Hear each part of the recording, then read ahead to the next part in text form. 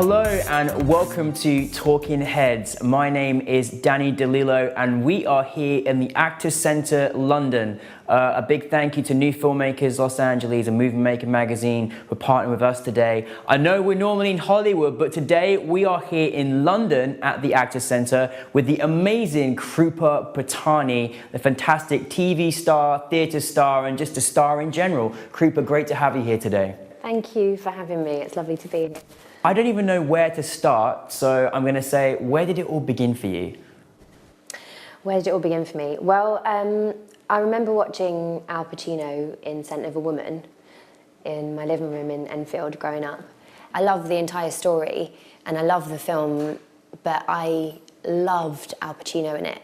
And I'll never forget like the shot where you see him in his shed and you kind of slowly realise that he's blind. And just how I completely believed the story that he was telling me, everything about him. So I was like transfixed with that, and I would do impressions of like Al Pacino, Marisa Tomei, like loads of people, Italian-American actors for some reason. And then I remember I did some random exercise at school with my year 6 teacher, and we had to like do this acting exercise with everyone in our class with a packet of quavers. And I remember at the end of that being like, like, I want to be an actor. And like, thought at the time, I understand what this is. I understand how to communicate in this way. And I don't think I really understood how to communicate in life at that point, at the age of 11. But acting made sense to me. So it was something I didn't want to let go of. And it grew from there, I guess. Well, it's amazing. We can thank Al Pacino and Quavers for a big part of your start. Well, I mean, it's amazing. So that was kind of where it all, began for you to kind of inspire you to become an actress. When was the kind of next level to be like, this is what I want to do? And what was that feeling like and when you decided that this is what I want to do as my career? Do you know what? It was a shift, actually. It was a feeling that I came across, and I remember it feeling amazing because I wanted to be a vet for ages, and I was like fixed on that like nothing else. Like, got myself experience in veterinary surgeries around London. Like, wow. Was really obsessed with it. Would ask people like, do you know any vets that I could talk to? I was really passionate about being a vet.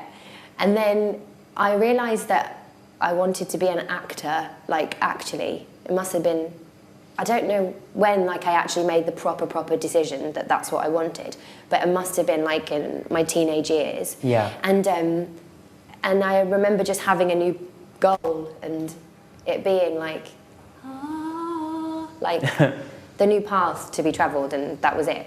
And you're making that commitment to like, this is what I'm going to do. And yeah, but it just felt so good to do it, and it made sense with who I was as a person, I guess, at that point, and so it just has always made sense for me. So yeah. I've always done it. So it's incredible because when you decide that you want to do that, you sort of have to figure out how your journey might be. So you went to where a lot of people go to in this country, as you applied for drama school, and then of course you went to Drama Studio London, the DSL, one of the best in the country, which is fantastic. What was that experience like for you at DSL? I absolutely loved it. I had incredible tutors there. They were so committed to us. Students, and I loved the chance to spend an entire year just learning about the craft of something that I want to do, but an art form that I love. And it was incredible. It was very challenging at times because I guess it's taking the thing that you find most precious and dissecting it and poking around and finding what you can do and what you can't, which can be quite painful. Yeah. So you have to let go of the preciousness of it and just work. And I think that's the thing that I got so much from drama school is just let go of everything else. It's all about the work. Yeah. That is what will drive you through no matter what obstacle you face, I guess. So that's something I got from DSL. Well, I mean, it's quite a journey, isn't it, when you're in drama school and you're in this sort of, confined, safe place where you can just rehearse and just, and find your flaws and your greatness and everything else. Then you have to go into the big wide world and it suddenly becomes a reality and it's like, oh my goodness, what am I going to do? What is it like then, like once you've left all the wonderful people that you've met and done all your shows and then like, I'm out in the big wide world?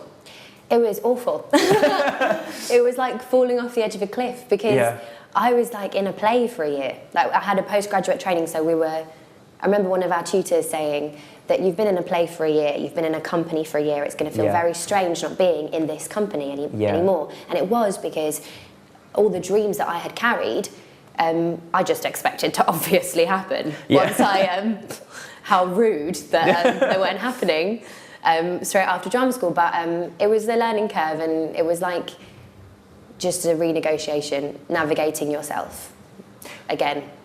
What do you find when you sort of came out of drama school and you went into the big wide world? What do you find kind of was your biggest challenge, just that you may have discovered after finishing? What was kind of a big challenge for you maybe as a person or as an actress?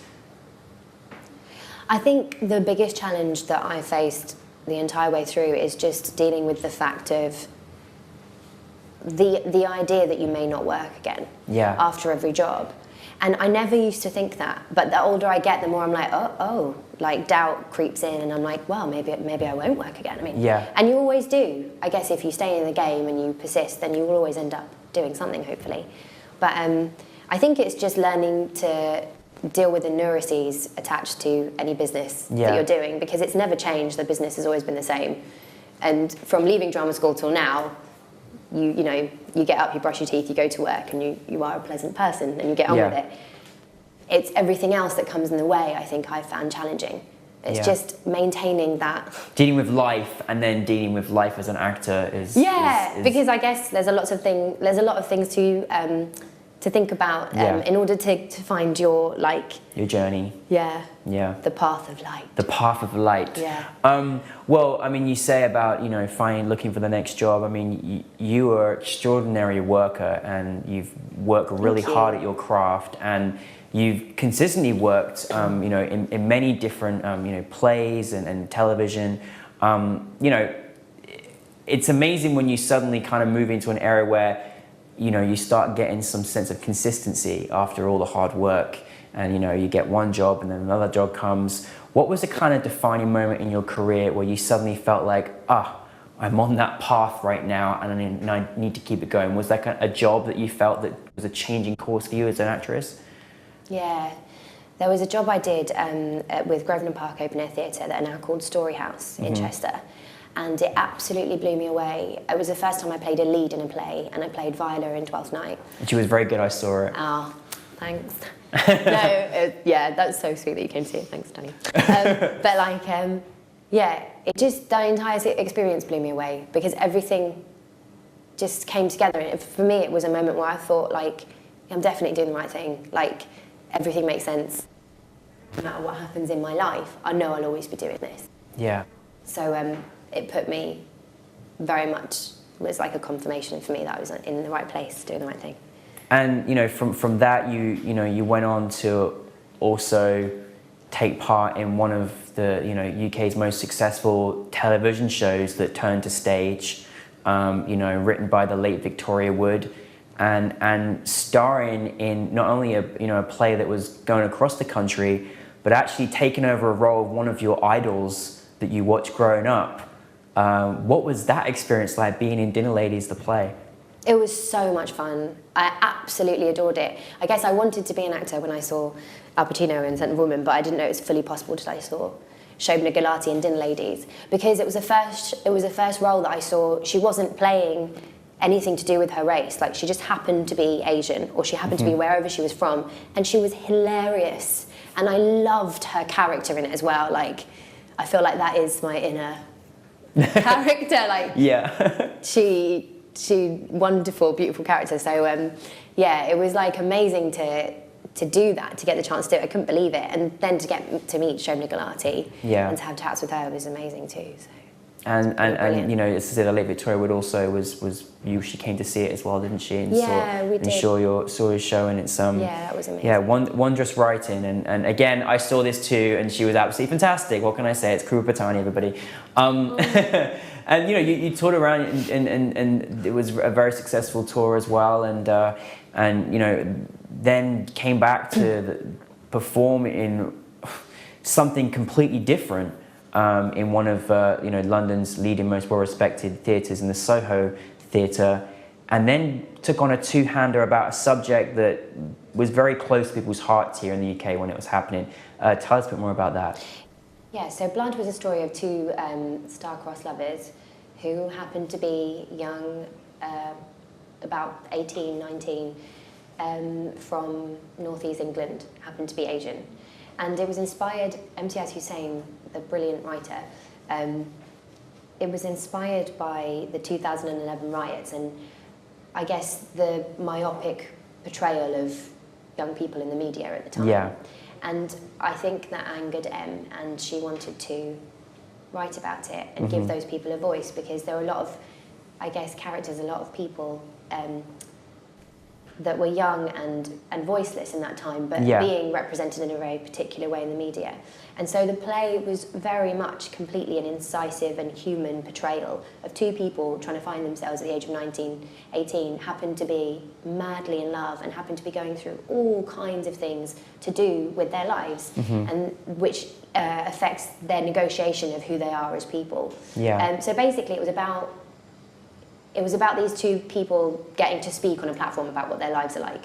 And the minutiae of that was the fact that, well, not the minutiae, but the everything and the everything and nothing, I guess, because it was just who they were as people, but it was that they were Asian and that they belonged to Asian families that live in the northeast of England, and what that meant for them, and why they weren't allowed to be together, and what that did to them, and how they end up. It was an incredible story, because just as somebody Asian who lives in this country, who's been brought up here, it vibed with me on so many levels. And we had people coming up to us afterwards and saying, that was 80% my life story. Wow. An incredible thing, like awful things happened to these characters. They had to leave home, they had to run away together. They went through a lot of trauma individually. So it was quite something when people came up and said, that was a lot of my story. That's amazing. And the fact that actually I hadn't seen a lot of work like that, a lot of stories hadn't been told about that subject matter, I don't think. So what's it like, you know, when you take on a role that is related to kind of subject matters that is either closely to us as a country's heart, closely to your heart, or close to someone else's heart? That's quite a responsibility, but also it's quite an honor, isn't it, to play a role that is, you know, affecting people that are watching you in the performance? Yeah, it was an honor, and it was a responsibility too. And you definitely felt it every time. Like whenever me and the other actor, Adam Samuel Bell, who was incredible, like we'd always be like, yeah, so we're just going to do it again. It's going to be great. But we used to be absolutely, I hope he doesn't mind me saying this, but I was terrified because it was a two-hander, and and I think because of that responsibility and honor, you have to carry lightly. And I think at the beginning of a two-hander where we wouldn't come off stage for 90 minutes, it was like, how are we going to do this? But obviously we did every night. It was amazing. And what made it incredible was just having the audience there and completing the equation, because you're holding this delicate but honourable thing of the play, and you have to share it with someone, and what you get back from the audience is what made it happen, magic.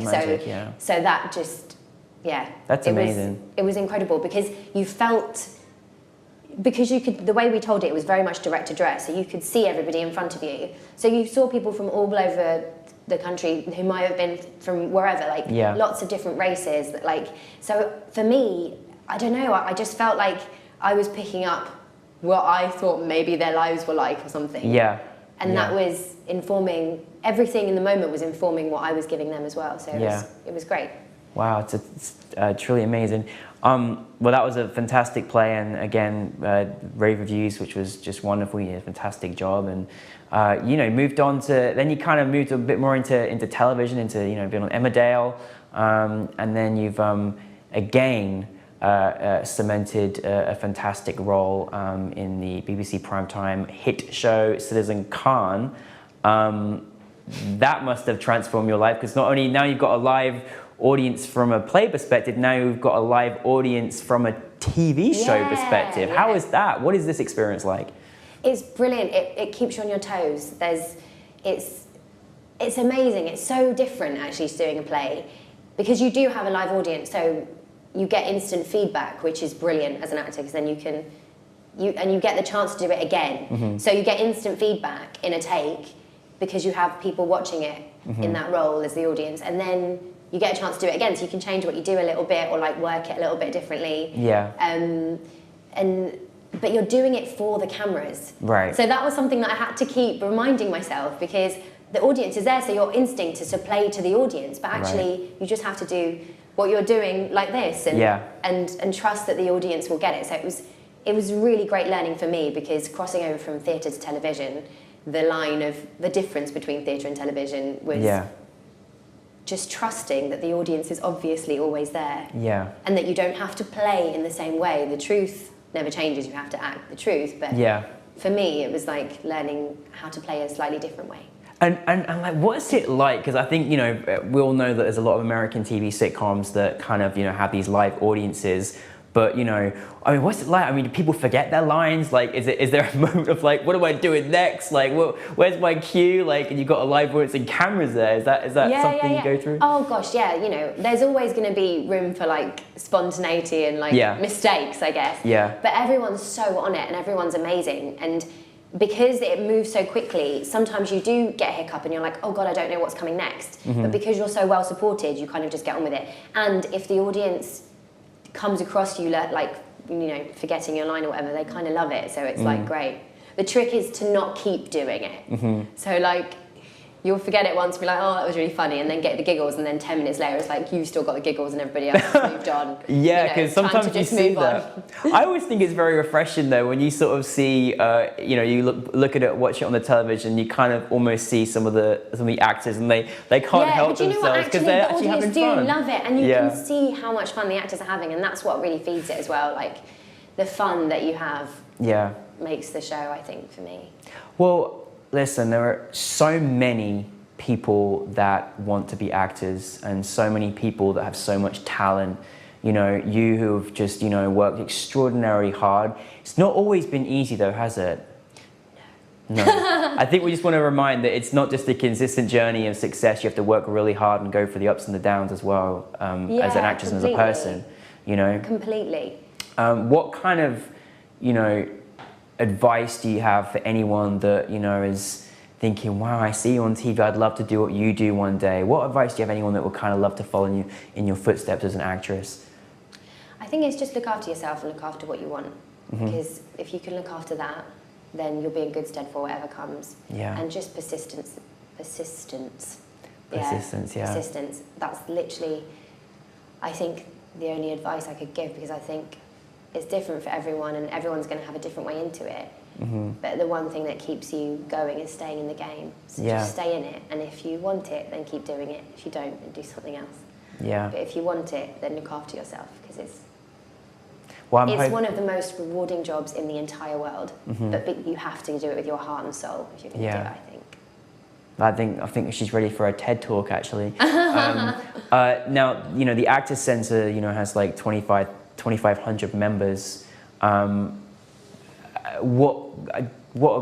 important do you think it is for, you know, people that are in the industry, work in the industry, to have a resource like the Actors Centre, a sort of place to come to feel sort of like part of and work together to, you know, achieving their dreams? I think it's so important. Just walking into the Actors Centre cafe and seeing all the writing on the wall and the quotes that they have, I was so heartened by that the other day. I just walked in and it just reminded me of things that I think I'd perhaps forgotten in recent times. And I think it's so important because it's a constant support, and I forget how important it is to have support. Sometimes when you're so determined and you have your goals and everything, you forget that you need other people to encourage you and to show you what works, what doesn't, and to feed off. And it's an incredible resource, I think, the Actors Centre. Like an amazing association of people to be a part of and be able to tap into, and sometimes just be comforted by, like just to sit in the Actors Centre cafe and have a cup of coffee and look at, you know, there are people that have done it, and I found it very heartening and comforting and very exciting. I think it's brilliant. Well, I'm sure they appreciate that. We certainly do. Now, like, again, it's kind of like a big transformation, you know, going from, like, you know, theatre to television to film. Do you kind of think it's, you know, good to have experience in kind of all different areas? And is there any major differences that you find from, say, being in theatre to being in television? Yeah, I think the main difference for me is how I how I handle the acting. Is I guess the acting's always the same. You're acting. Yeah. But in front of a theatre audience, you play it differently because you want to reach the people at the back of the room. Yeah. So I suppose it's like if you're telling a story in a pub. That's what it all comes down to. Because I'm always telling those stories in those pubs. No, I'm really not. But yeah, like if you're telling it to the whole room, you behave differently to if you're telling it to your mate.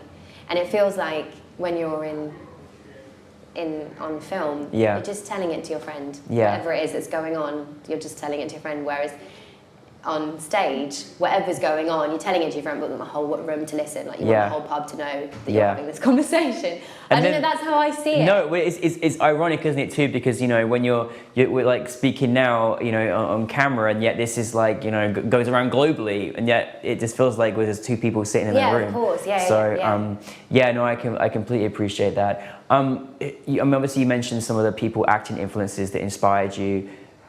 Who are people that around you in your world, in your life, that have inspired you to where you are and who you become today? I think my parents. Yeah. They've inspired me to no end. My brother, Danny De Lillo. Yeah, I have to mention, anyone who doesn't know, Krupa is someone that I knew from before we even knew ourselves. And I've watched your journey, and I'm just so in love with for years now, and everything she does. Incredibly inspiring. Your work ethic and the passion with which you pursue it. Wow, I'm starting to blush. Yeah, sorry, that's really corny. I've got it out of the way now, but I had to say that. And my family and my friends and the people that know me inspire me to no end, I think. One thing I love about you, Krupa, is that I feel like you've always got a hat of learning every day, and it's never like you've got to a point where, oh my goodness, I've got to a point in my career, my world, where I know everything. It's a constant learning process, isn't it? Yeah, and I think sometimes if you ever think you're at that point, you get a rude awakening that you actually don't know anything. Yeah. And it keeps you curious. And I don't know, I guess that's the whole point, isn't it? If you're for me, I think if I stop being curious, then I'm in trouble. And I think I've come across that point sometimes. I'm like, oh, I think I know what's going on here. And then I find out I absolutely don't. Which is the way it should be, I guess. And, closing on, where are you kind of seeing your future, just kind of letting it filter out where you hope it to be, or do you have any idea where you'd like to be, say, in 5 years' time? Yeah, I'd love to be working in film. Consistently in film. Fantastic. Krupa, it's as an honour as a friend and as a host to have you here today, and thank you for celebrating your career so far and your wonderful inspirations that you have for people. And Krupa's a fantastic example of working extraordinarily hard in her career and achieving results. So Krupa, thank you for being here today. It's been an absolute pleasure. And thank you so much for having me, for interviewing me. Thank you, Danny. Yeah. Thank you very much. Thanks everybody, I appreciate it. We'll see you again soon.